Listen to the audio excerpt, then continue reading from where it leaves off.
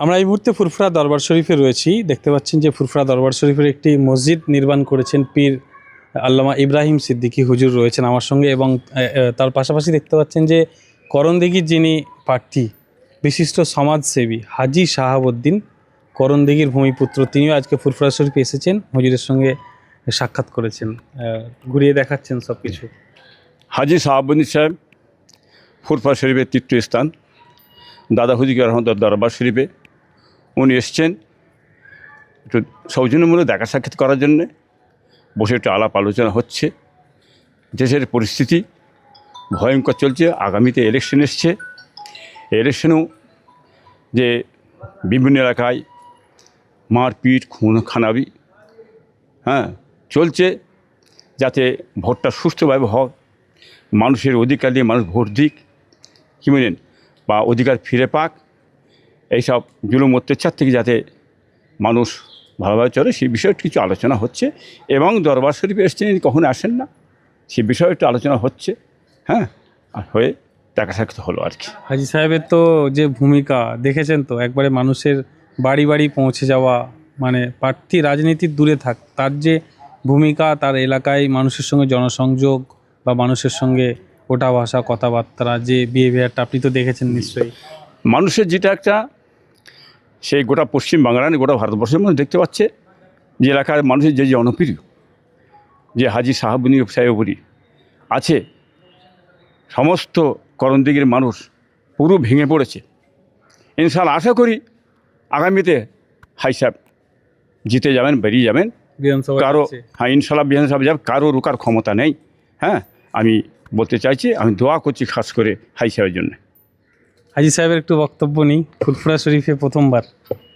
এই প্রথমবার আমার, তবে এরপরে আসবো। কেমন লাগলো?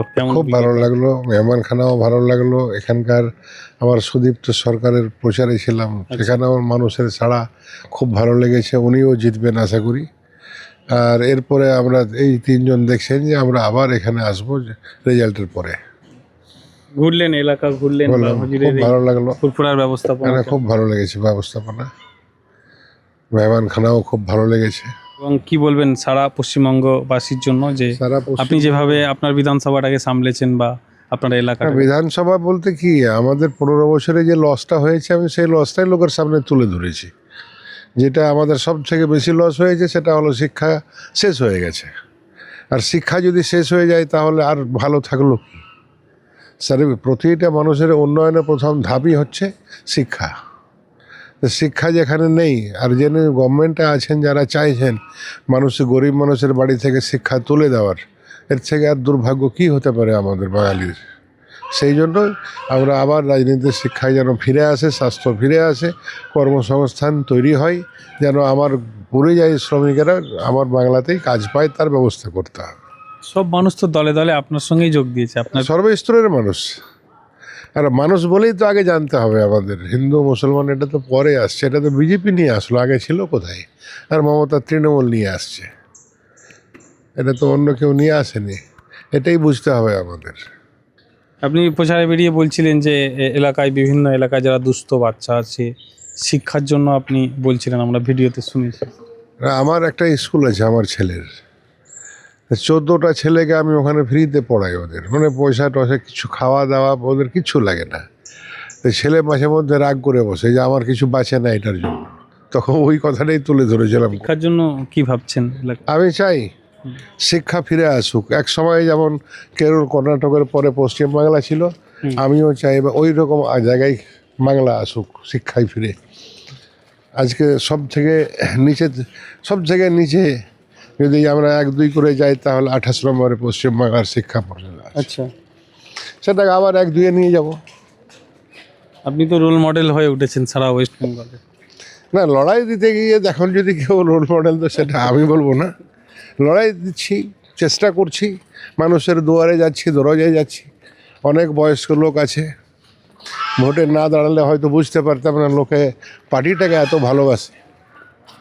দাঁড়িয়েছিলাম, ইলেকশন হয়েছে আপনার ওখানে? না, আমার ওখানে কোনো একটা চোখ দেখাদেখি পর্যন্ত হয়নি। এখানে তো 29 তারিখে নির্বাচন, কি বলবেন? আমি এখানকার লোককেও বার্তা দিতে চাই, ভোট করুন। যারা পাওয়ারে আছে, এখানে ক্ষমতায় আছে, তাদের কাছে অনুরোধ করছি, মানুষকে ছেড়ে দিন, মানুষ নিজে ইচ্ছায় ভোটটা দিক, কাউকে শাসানি মাজানি ধমকানি দেখাবেন না।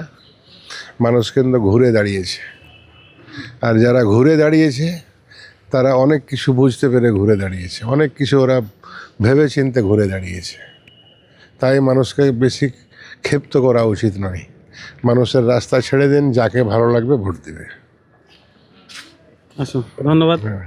একদমই আমরা কথা বললাম হাজি শাহাবুদ্দিন সাহেবের সঙ্গে, যিনি করণদিঘি বিধানসভার সিপিআইএম প্রার্থী। অন্যদিকে কথা বললাম পীর আল্লামা ইব্রাহিম সিদ্দিকীর সঙ্গে। আঙ্গিপাড়া বিধানসভার প্রার্থী সুদীপ্ত সরকারের সমর্থনে এসেছিলেন হাজি শাহাবুদ্দিন। তার প্রচার শেষে পীর ইব্রাহিম সিদ্দিকীর বাড়িতে তিনি আসেন, এসে তার যে মেহমানখানা পরিদর্শন করেন এবং ফুরফুরা দরবার শরীফের বিভিন্ন জায়গা তিনি ঘোরেন, দেখেন এবং ফুরফুরা শরীফ সম্পর্কে মন্তব্য করেন। এবং যে নির্বাচন রয়েছে 29 তারিখের দ্বিতীয় দফার, সেই নির্বাচন তিনি শান্তিপূর্ণ নির্বাচনের দাবি করেন।